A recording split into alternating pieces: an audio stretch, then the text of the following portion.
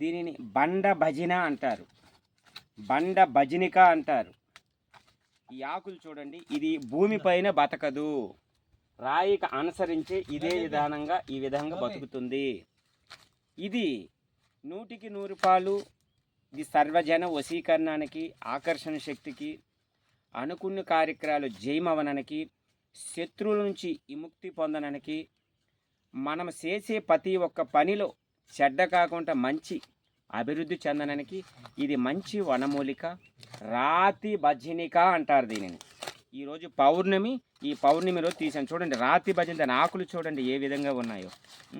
అంత చక్కటైన ఆకులు, అంత చక్కటైన గడ్డ. ఎన్ని సంవత్సరాలైనా ఇది రాయి పైన నీళ్లు ఉన్నా లేకపోయినా నిరంతరం దీనికి జీవం ఉంటుంది. ఈ జీవముండే చెట్టు మనకు 100కి 100 పాలు మనకు జీవముగా మనకు కాపాడుతుంది. సదాశివం. ఓం శక్తి. ఓం నమ శివాయ. రవిచంద్ర మర్మ రహస్యాలకి ఇది దీన్ని వదులుతామండి, మీరందరూ చూడొచ్చు. సదాశివం.